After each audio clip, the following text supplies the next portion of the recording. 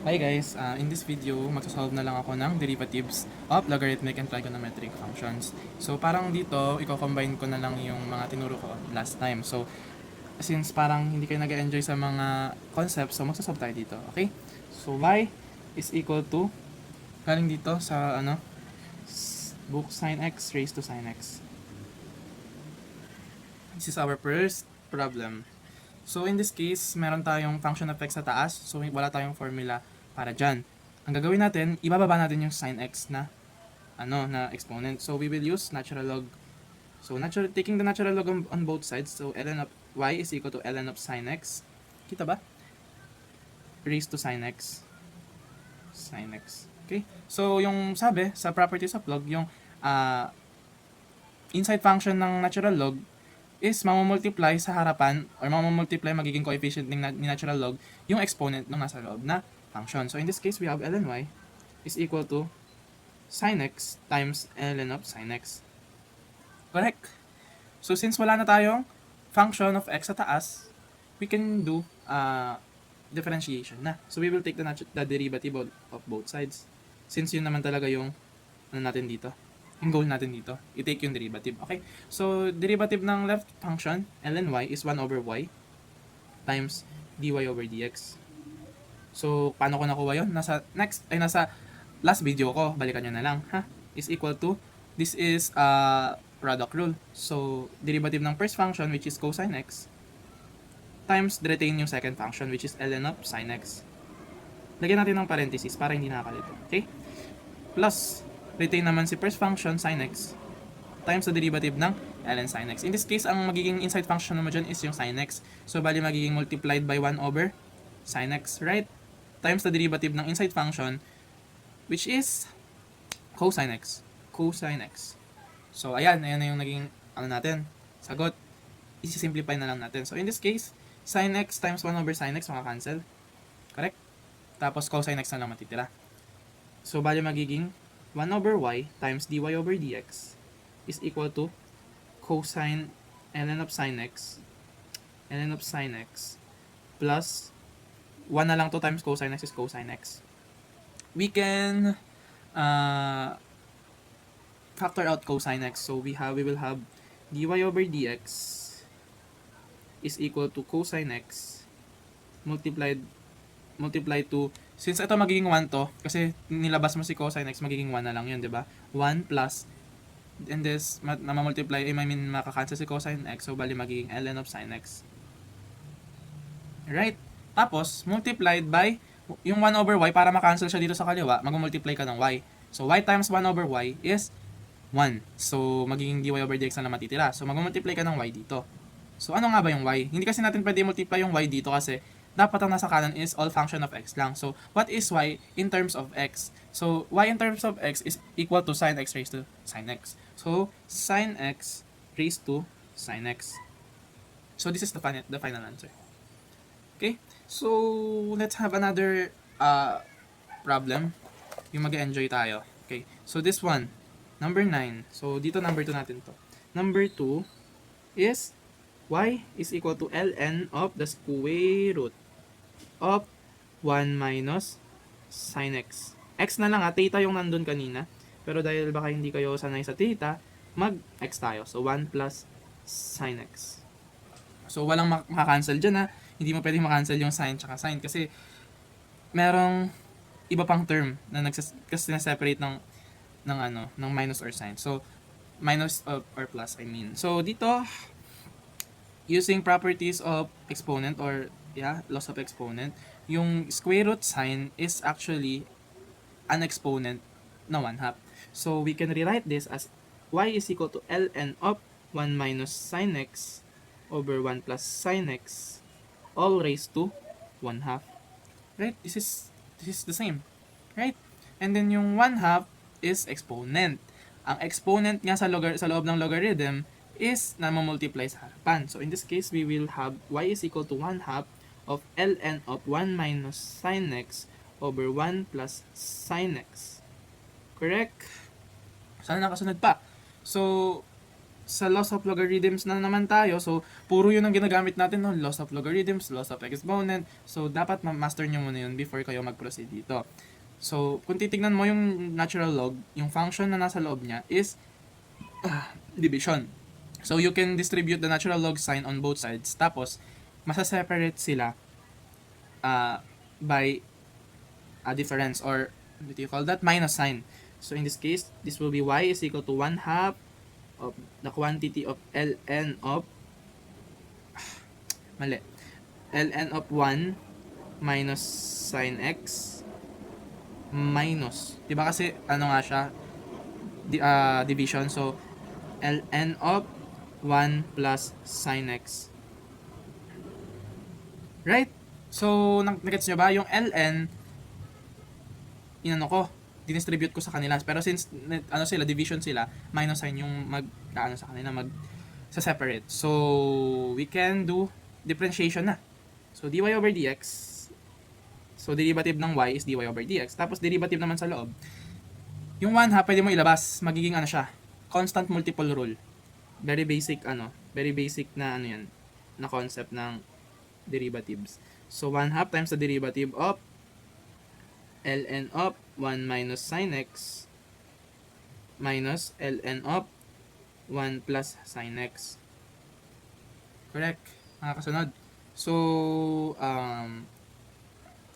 i-derivative mo to term by term. Kasi di ba sineseparate siya ng minus sign.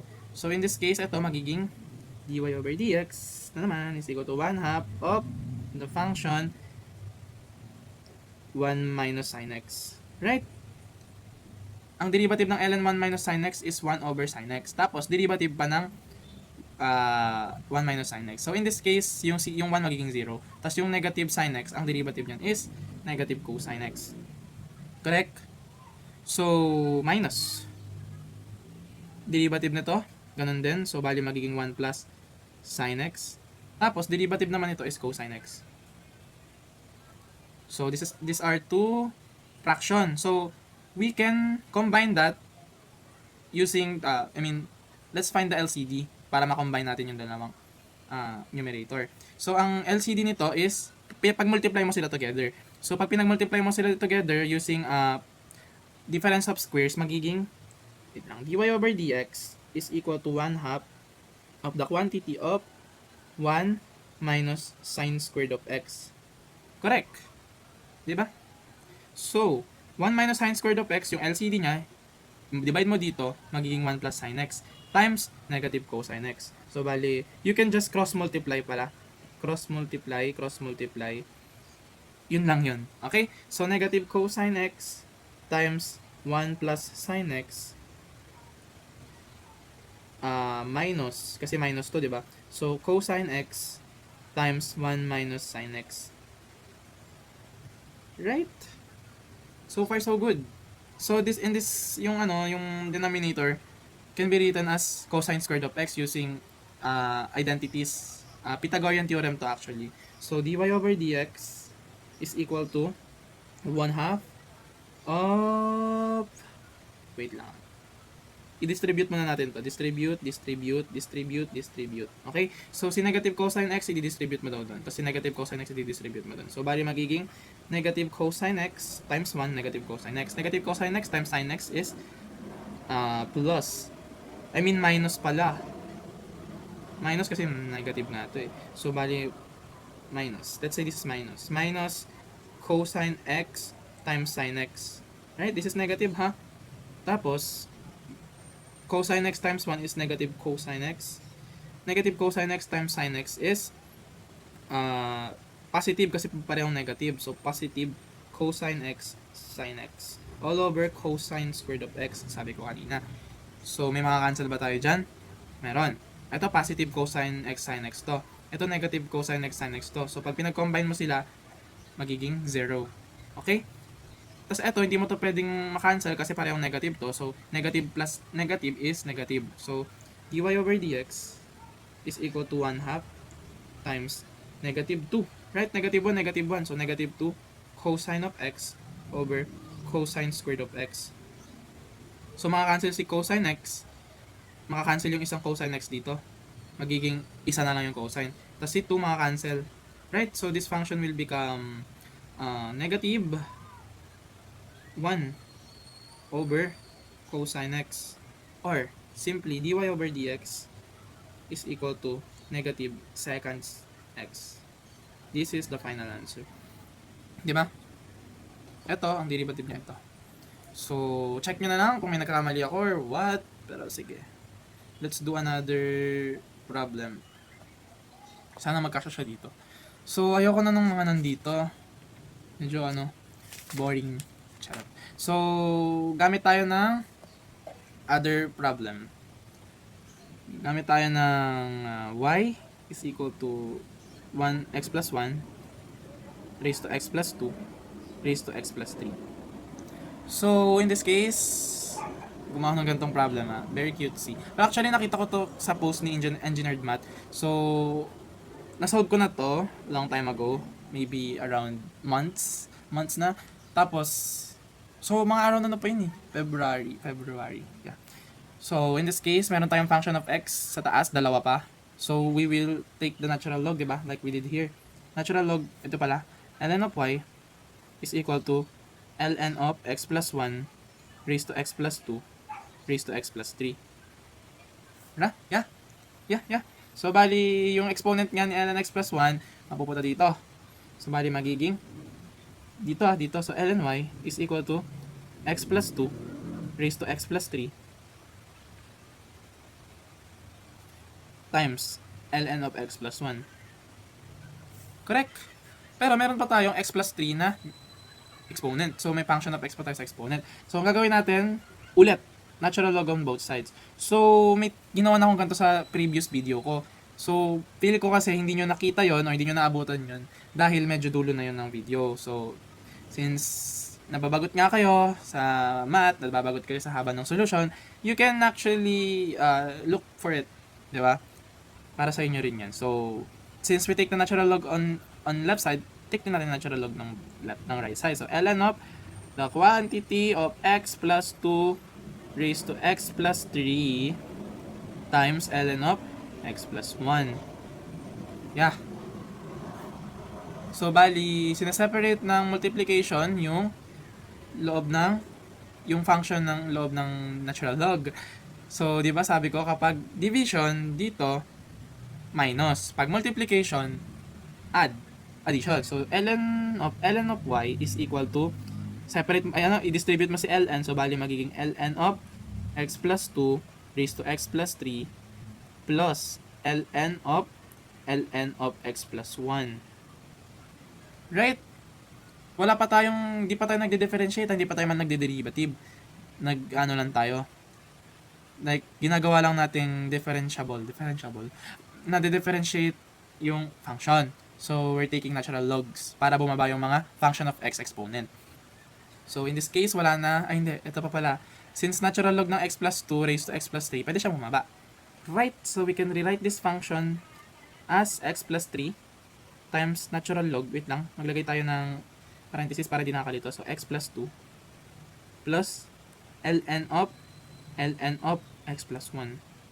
Correct? So now, we can do implicit differentiation or differentiating both sides. Yung implicit, next time sobrang haba na pala ng video na to. So, we have 1 over ln y times 1 over y times dy over dx. Right? Ayan yung derivative ng left side function. Dito, i-derivative mo rin yan. So, ito yung first function mo, we can use product rule. Right? So, product rule, derivative mo tong first function, 1 lang yan. Correct? Derivative ng x plus 3 is 1. Derivative ng, retain mo naman si second function, which is ln x plus 2. Tapos, retain mo naman si x plus 3. Tapos, derivative naman ni ln x plus 2. So, in this case, it is just x plus 2 sa baba, tas 1 sa taas. Kasi derivative naman ni x plus 2 is 1. Right? Tapos plus ln of x plus 1, kagaya nito, magiging 1 over ln of x plus 1 tapos times 1 over x plus 1 times dx over dx. So, yung dx over dx is just x, di ba? Ginaya ko lang 'to, eh. Di ba? Nasa, yung mas simpleng version nito, nandun siya sa, sa logarithmic trigo and implicit. Nandun yun. So, balikan nyo na lang. Ito kasi, x plus 1, x plus 2, x plus 3 eh. Mas mas magulo. Tsaka, hindi na ako masyado nag-explain. Okay? So, pwede pa tayo mag-simplify. This, pwede natin ito ipag-combine, magiging x plus 3 over x plus 2. Tapos ito, pwede mo rin ito ma-combine, magiging x plus 1 times ln of x plus 1 sa baba. Tapos ito naman, pwede maging 1 over y ln y. Right? So, let's write this as 1 over y ln y times dy over dx is equal to ln of x plus 2 plus x plus 3 over x plus 2 plus, pwede mo ito mapag-combine kagaya nito. So, bali magiging 1 over x plus 1 over ln of x plus 1 times dx over dx. Yung dx over dx is 1. So, ito na actually yung function mo. Pero, we are to find dy over dx or the derivative of this whole function or the derivative of this function. Kasi equal lang naman yun, di ba? Y is equal to this. So, pag dinerivative mo tong y, equal lang siya sa derivative nito. So, in this case, ang ating dy over dx, i-isolate na lang natin siya para makita natin kung ano yung derivative niya. Tama? So, pag in-isolate mo siya, you will multiply y and ln y on both sides. Since may y over ln y dito, 1 over y ln y dito. Para ma-cancel siya, ma-isolate to, mag-multiply tayo ng y ln y. Correct? So, magiging dy over dx is equal to the quantity of ln of x plus 2 plus x plus 3 over x plus 2 plus 1 over x plus 1 times ln of x plus 1 all multiplied by y and ln y. Ano yung y?